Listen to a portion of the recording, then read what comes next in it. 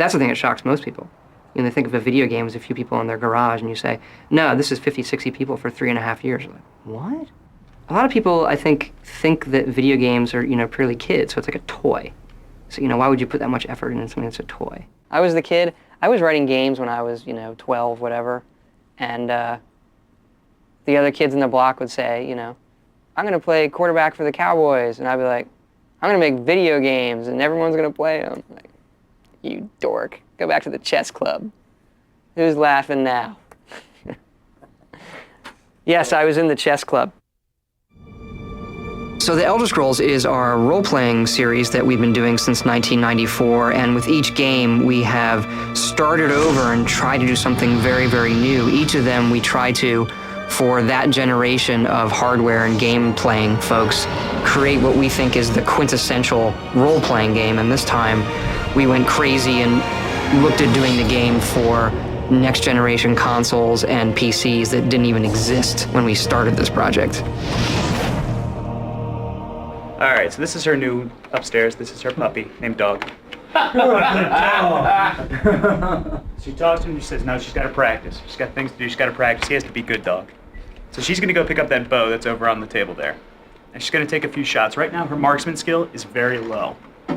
So she goes and she gets a marksmanship potion. Are they actually drinking potions? How'd you do that? Yeah, she's actually drinking. She drinks a potion. Pause a The second. used items. So wow, this is new to me, so I'm making lists. Mm-hmm. I've got that on the list as we need potion art and drinking potion.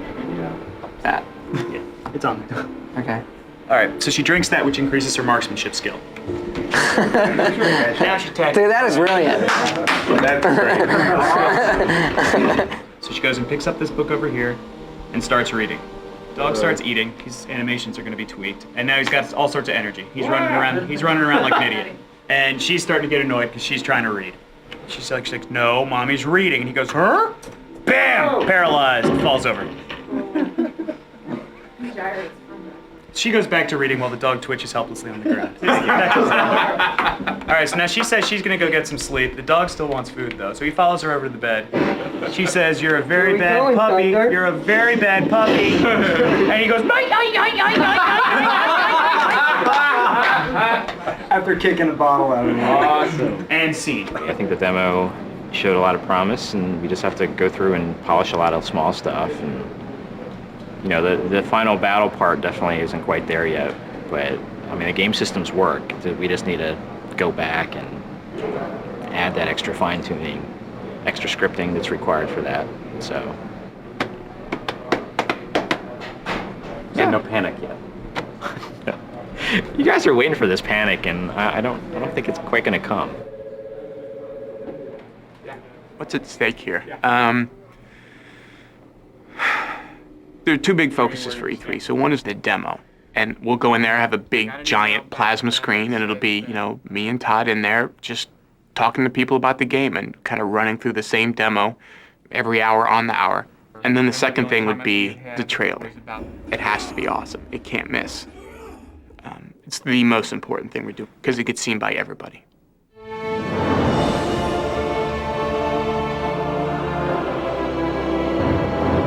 For 65 years, I have ruled this empire. Generals and kings have knelt at my command. But a darkness comes. The blood tide rises. These are the closing days of the Third Era. Oblivion is a sword and sorcery epic role-playing game. You know, the things you see in Lord of the Rings or stuff like that. And at its heart, you know, it is this run through dungeons and kill things game. You have all these features and it's all kind of, there's so many things people get attached to, but at its heart, it's run through dungeons and kill creatures and take their stuff and buy bigger weapons and kill bigger creatures. And that's kind of layered in on top of this. Wow, look at these flowers. Can I pick that? You know, it's almost like two things sitting on top of each other. Here's the game, and then here's the virtual world.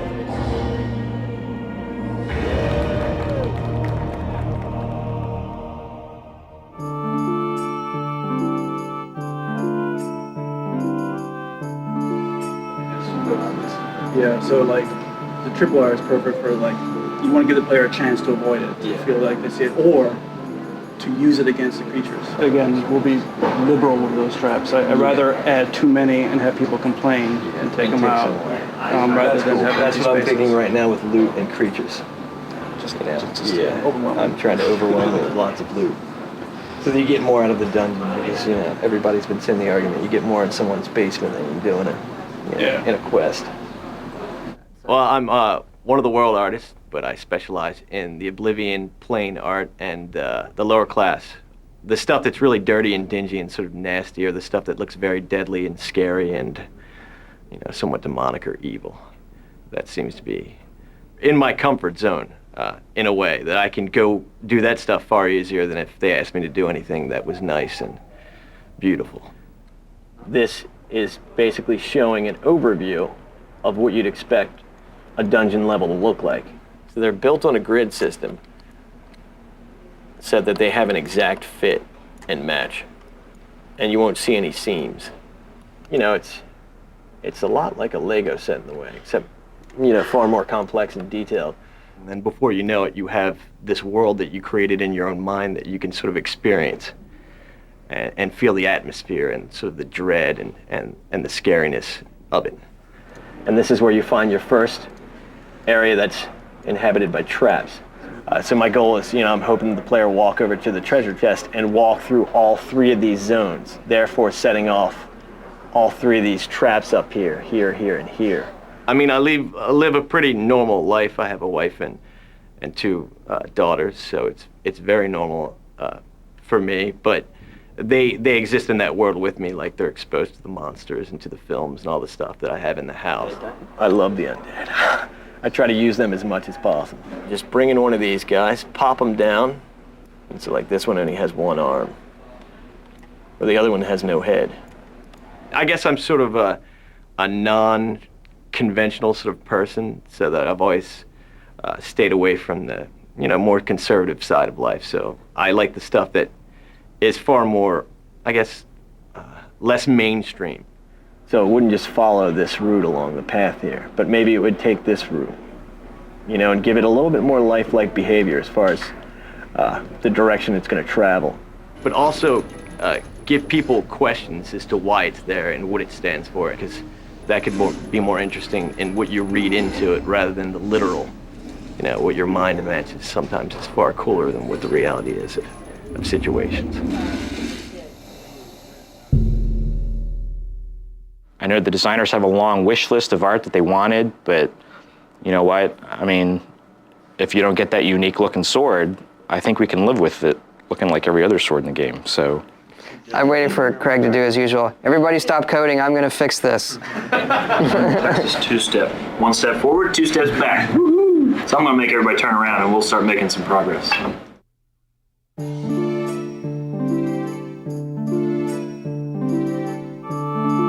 I think the big thing is the AI we have in the game. We designed this system, Radiant AI, that allows the people in the world to react really intelligently, and they sort of have their own goals, so they can look at their environment around them and decide how they want to accomplish them. Our NPCs exist no matter if you're there or not. They're doing what they're supposed to do. You can send a guy off to a dungeon to kill stuff, and you don't have to go with him. You go back to that dungeon, either he'll be dead or the things that he was supposed to kill will be dead. I mean, it will have happened whether you were there or not. Like this guy, I can basically go up to him and say hi to him, and he'll greet me. He'll chat with me. His aggression is like a 5. I'm gonna give him a higher aggression. So now he really hates my guts. He tremendously hates my guts. So we're gonna move over here, and he's immediately gonna go combat with me. The guy behind him's a guard. So he committed a crime by attacking me. So the guard will attack him. These other guys are just trying to stay away. So eventually he figures out the guard is a much dangerous target than I am, because I haven't struck him once, so he'll fight the guard. But the good guard saved me, kept me from getting killed. One of the initial things we had was we turned it on so the guys could all do their stuff, and some guy went around town, some NPC you couldn't even see, went around town and bought all the armor. So when you went to the stores, there was nothing for you to buy. It's like a ship that's bringing all these water leaks, and we're constantly filling them up. Did you realize the player can easily steal a horse, ride it to this guy's place, leave it in his house, and steal all his money when the other guy goes out and tries to ride the horse, and hilarity ensues. When you have something that's powerful, it has a great capacity to be really cool or a great capacity to really make insanity. They're my actors, they're my children, they have to behave properly. When they're not acting right, everyone comes looking to me. So yeah, I talk to them and I have them set up and know what they do. And yeah, it's kind of odd.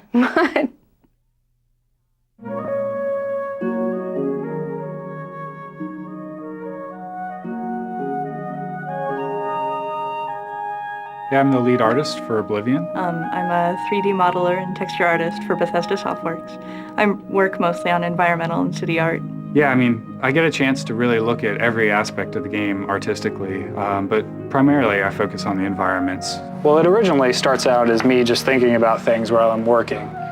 But later on, after I have, some good source images, I'll do a pencil sketch like this that's more defined and something that I can model from. Yeah, I think it's really hard to come up with an interesting idea for something that's evil. It's a lot harder than you think. A lot of times I think it looks really cool, but it's not necessarily scary. Actually, this is kind of the most fun part of the game sometimes, because you're still making up ideas. They might not get in the game, but it's, I don't know, you just get to make up crazy stuff, and it's cool, So we are in Shaden Hall. This is the overhead view in the Elder Scrolls construction set, which we used to build the game. This is where we put in all the houses, the trees, paint all the landscape textures on, everything like that. And then these are our little door markers over here. This indicates that this is a door you can go through. There are a few things that might not look like doors, but they are. Yeah, this well behind the abandoned house might be used for nefarious practices, or it could be a secret door. It's really fun because, we go everywhere to find source photographs. Like, we took a day trip to DC one weekend and we just took tons of pictures of buildings, trying to get the just the right, stone pattern and making sure that we photographed everything we possibly can, just in case. Well, I took the photos I took here, I ended up using for a lot of the Imperial City base stonework. Yeah, so it ends up, looking somewhat boring to you, but, we can take the edges of these stones here on the ground or all the little stains in there and use those and build a whole new wall in the game. I can't get over how much this looks like something in the game. It looks really nice, even like just the top part of it over there. Actually, a hard thing to find generally is just finding nice patterns, just architectural details, just things that we can put into a building to give it some more decoration. A really good example is you can see the coffered ceiling, and I tried to build something just like that in the temple in the Imperial City. So I tried to recreate something very similar to that. It's actually the top of a dome, but I'm using it for the top of an altar instead. So once I add all these different layers into it, it's more like the final texture. We've been able to make this living, breathing city that's like actually there. It's like, man, I totally live here.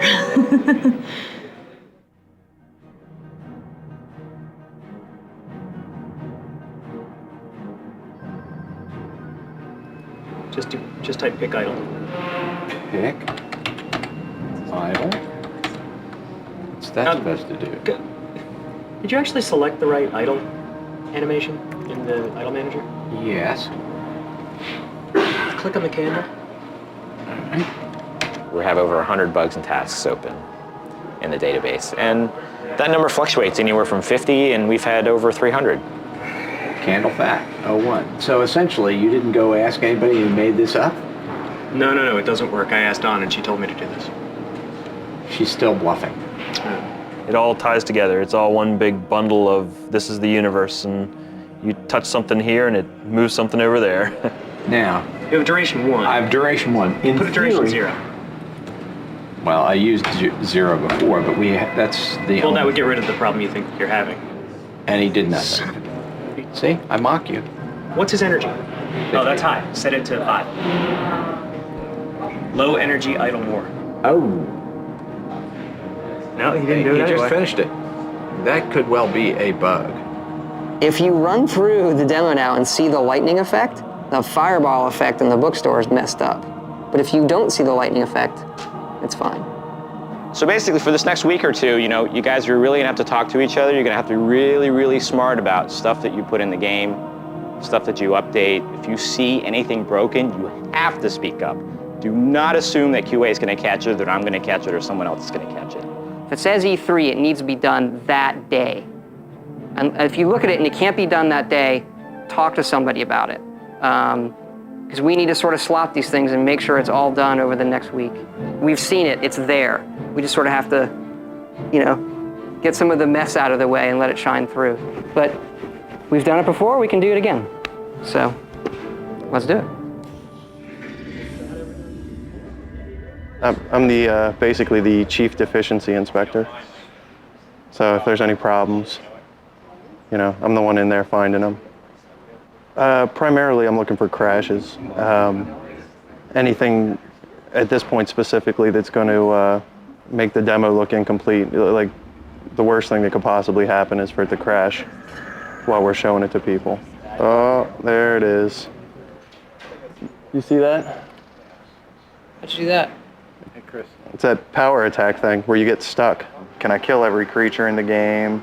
Can I soul trap every creature in the game? Can I click every button in the game? Can I exit the game from everywhere in the game? If I save the game this way, does anything get messed up? If I go here and save, does anything get messed up? I think we should throw a fireball here, but that's up to you. Because I think it was... No? Now you've ruined everything. But it looks so cool going down there. Yeah. That's the beauty of my job is I get to do everything hundreds of times. Minimum 2 times an hour, 10, 12 hours a day, 30 a day all week. Hey, that's like 150 times this week.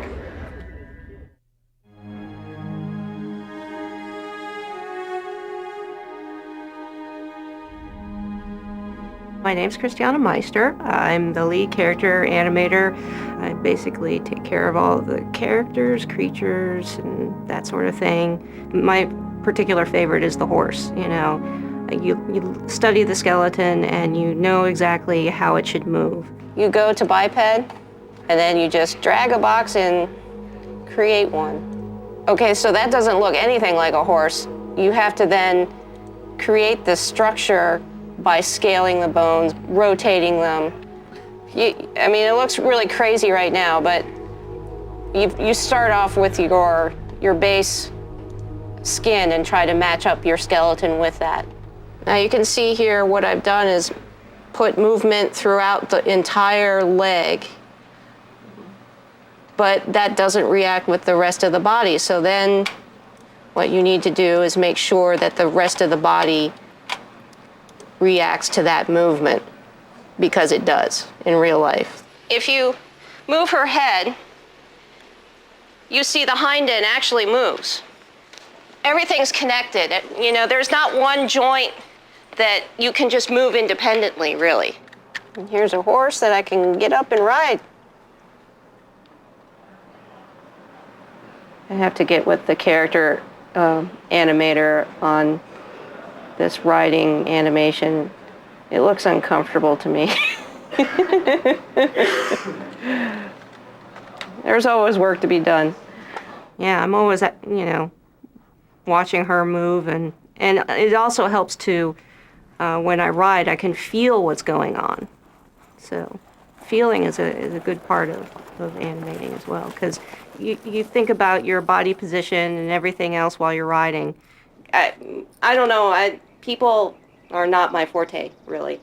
I like thinking about the 4 legs instead of 2 legs. I know there are people that are completely the opposite, but I don't know. I find them much more interesting. Yeah, it's fun. With Oblivion, we were really fortunate to get some voice talent that people know to join us for the project, including Patrick Stewart, Linda Carter, Sean Bean, Terrence Stamp.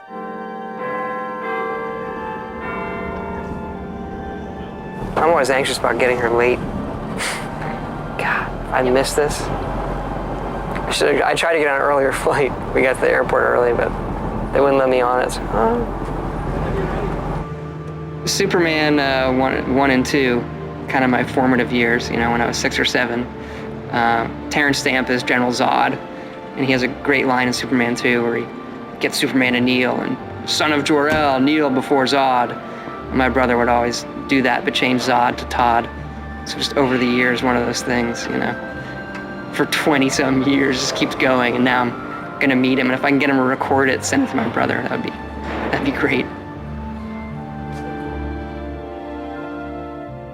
As for the rest, the weak shall be winnowed, the timid shall be cast down, the mighty shall tremble at my feet and pray for pardon. Your reward, brothers and sisters, the time of cleansing draws nigh. Weakness will be purged from the world, and mortal and immortal alike purified in the refiner's fire. That gave me goosebumps. Terrence Stamp plays kind of he's the bad guy. Somebody who comes from a different line of kings, who wants to make this world his own. So he's kind of a priest. He's not a cackling maniac. We like to have our bad guys be a little grayer. We want that moment where the player goes like, maybe he's right. You think I mock you? Not at all. In your coming, I hear the footsteps of fate. You'll tell me if I'm overdoing it, won't you? Yeah. Impossible. It's impossible to overdo it.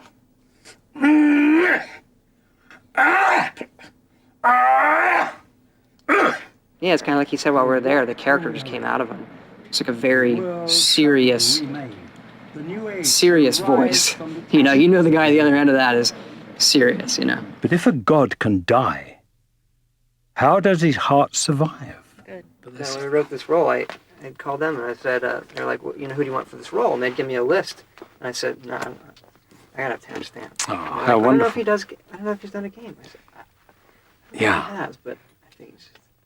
No, I mean, I wasn't unnerved, but when I got the FedEx last night with the script, and I looked at it and I thought, well, I just don't know. I hope there's somebody there to tell me where to go, because I just had I didn't know, like, the area of it. Like, I didn't know the area of performance, Right. So I look forward to, showing it to them and having them, I've never seen myself in that light. Just how well we can lip sync and put other characters on the screen. Kneel before Todd. You gotta put that in. Smile when you ask questions like Thanks. Thanks, Terrence. Gentlemen, wonderful. So this is my pal Terrence Stamp.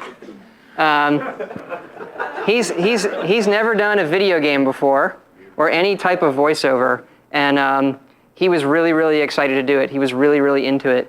He was literally like, when we were recording him, leaping around doing the combat stuff so much that they couldn't record him. He was moving away from the microphone, I've heard rumors about the With Linda, she played the Nord females in Morrowind, and she came back for Oblivion to do the Nord females again.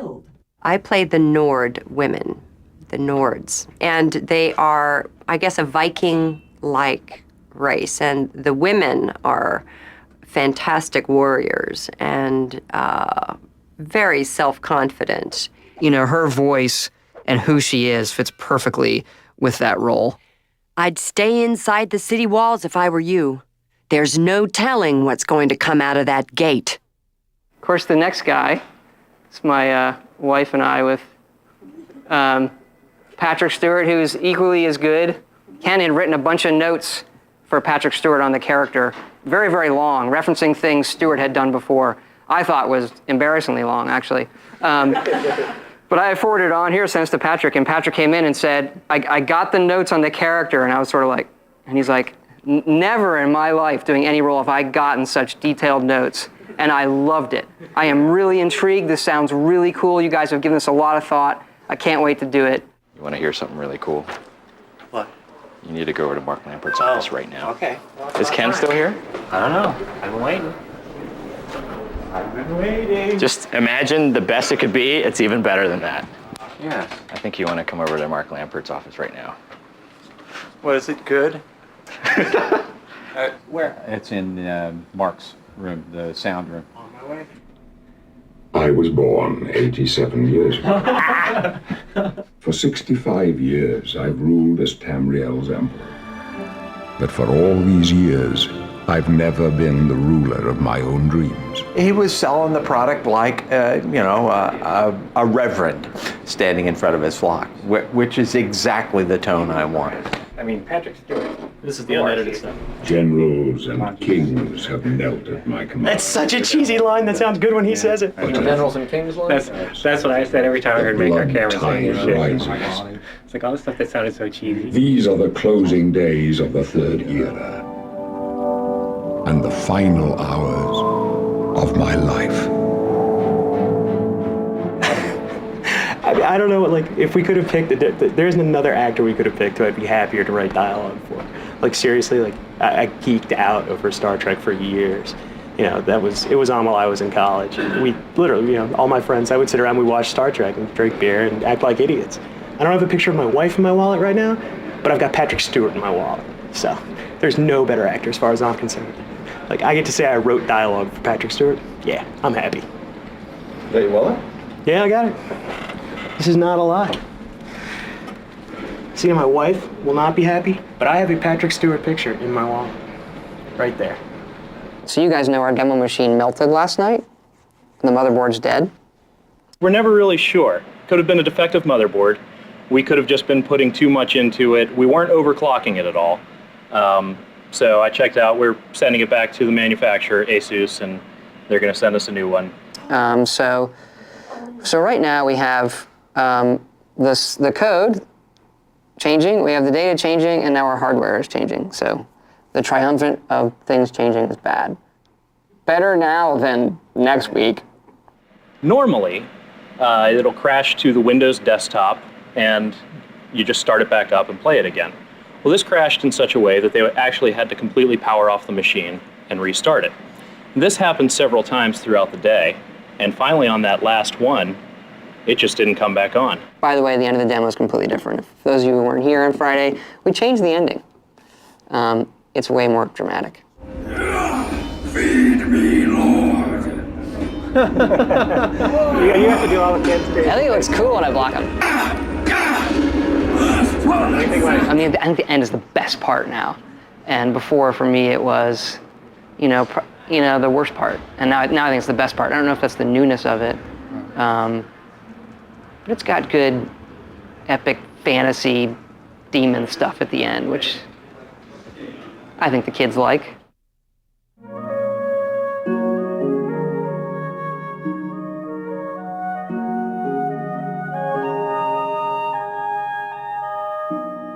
Yeah, the Force stuff for us has always been the kind of rendering-wise the craziest thing that we're trying to do, and the thing that also has the biggest visual impact of the game. People see it, wow, I've never seen that before. Usually when building a scene like this, I start out by placing the rocks. I sort of look at the lay of the land, which is generated first, and then I try and pick out spots where a rock might naturally occur. I've got this big one here. So, I would just take a big rock like this in, plop it down, sink it to an appropriate height, and then I'll go and add like little satellite rocks around it to try and create a feel that there's some natural erosion going on. Came out looking for source textures for some of the surfaces in the game, specifically terrain textures and like pictures of the ground, things like that. It's really tough to find images like that online, for those purposes anyway. With a rock, a lot of the visual impact is going to boil down from the texturing, from the coloration in it, and then using like shader techniques to try and get the shine and sheen and the cragginess to it, like how the lighting splays across it. This color and texture is perfect for some of the textures that we were trying to recreate in the game. I mean, obviously the moss in general is mostly green, but there's lots of other little details here that really help make the textures more believable. There's lots of other little browns in here, lots of little highlights in the green, and just other little random bits of nature. I've always obsessed over natural foliage and just greenery in games in general. For some reason, I think that's really cool. It's just not something that you normally see, and I definitely think it's a fun environment in a game to play in. When you think about all the leaves individually, they're probably pretty close to the same color, but when you see them all in a scene like this, there's so much contrast and play of light. In the foreground here is an example of some of our grass that we have in the game. So we've got some ivy in here and some tall grass. Further on, I think there's some sort of generic forest weed types of plants. They really add a sense of movement and life. Like, it really makes the ground feel much more organic than this flat, textured surface might. There's kind of a quiet solitude about it, where there may be lots of cool and interesting things going on within the game, but you can sort of know that it's in its own little pocket, so to speak. It's kind of isolated from reality around you. It's really nice when they're cluttered with lots of interesting things that fool you for a second into thinking that you're in a real world. Well, it's Thursday now, Thursday morning, and E3 starts next Wednesday. However, the computers need to be shipped out and they need to arrive there by next Monday. So we basically have until tomorrow afternoon before we basically have to stop work. The machines get packed up and they get shipped off. We're on schedule. It's taken all late nights, deep into the mornings the last 2 weeks, but looks good. Okay, I'm a little under the weather, so I'm going to try to get through this, but if my voice dies, bear with me. We built Oblivion from day one to be a next-generation game for both the PC and the Xbox 360. We've always tried to make our worlds come alive visually, but Oblivion takes this to new levels. Our artists have painstakingly modeled over 9,000 objects. There are 9 main cities in the game and dozens of smaller settlements. Over 1,000 NPCs live in Oblivion, all with their own schedules and jobs. Good morning! Oblivion features over 50 hours of recorded dialogue, all lip-synced in real time. They say the streets run red with blood, and the Daedra will soon overtake the entire city. The voices fill half of the game's DVD. Please, come on upstairs with me.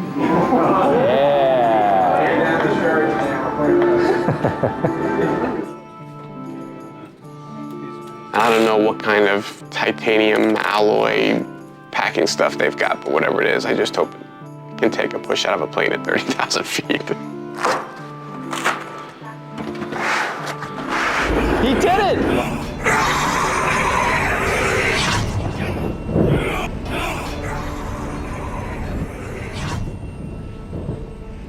Now I just need to make sure that works all day.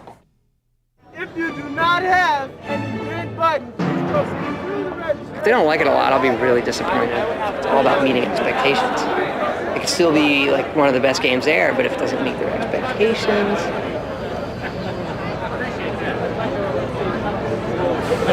Time we start? Oh, right now it's 7:10, and we were supposed to be starting the Microsoft event in 5 minutes, but that's not going to happen. So we're just hanging out, waiting to meet up with some folks, and we go get something to drink, and we'll watch them put our trailer up in front of thousands of people. I mean, I'm really looking forward to it.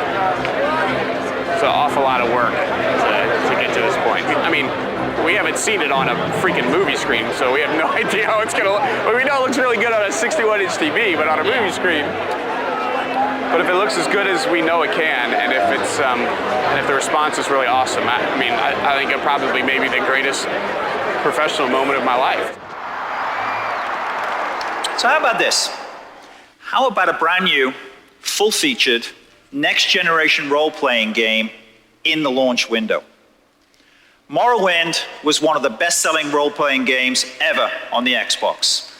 The sequel to this incredible game is called Elder Scrolls IV: Oblivion. It promises to feature one of the largest open-ended worlds ever created for a video game. It also includes thousands of characters that are governed by groundbreaking AI. These characters eat, sleep, and complete tasks all around the clock. And they make their own choices based on what's going on in the world around them. Welcome to the world of Oblivion.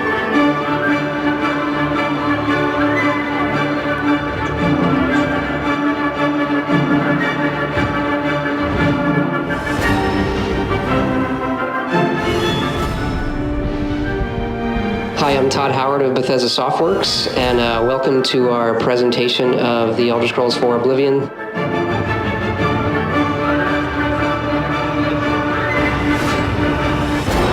This game looks unbelievable. It actually has trees, unlike Vardenfall. The whole first level of the game is a prison break.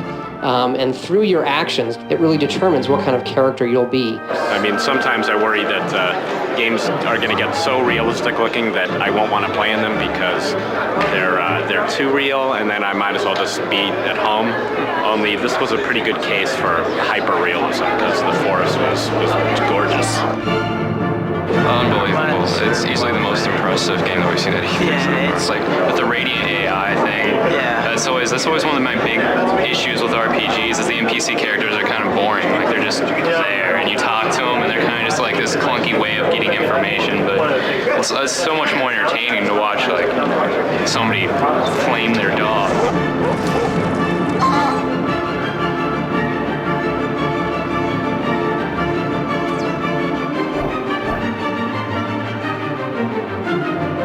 Oh my God, have you seen our booth? It's off the hook. Fans of the series, they're gonna go nuts. They're gonna love it. Morrowind changed my life. I don't know about that. Maybe it didn't change my life. I put in a lot of Definitely hours. took away a lot of my hours.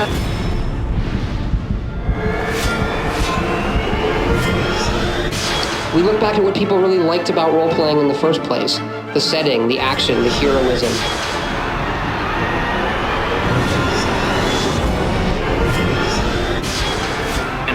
When that guy came, I don't know if you've seen it or not, but when the guy came out of that Oblivion portal, that was cool. He was so cool.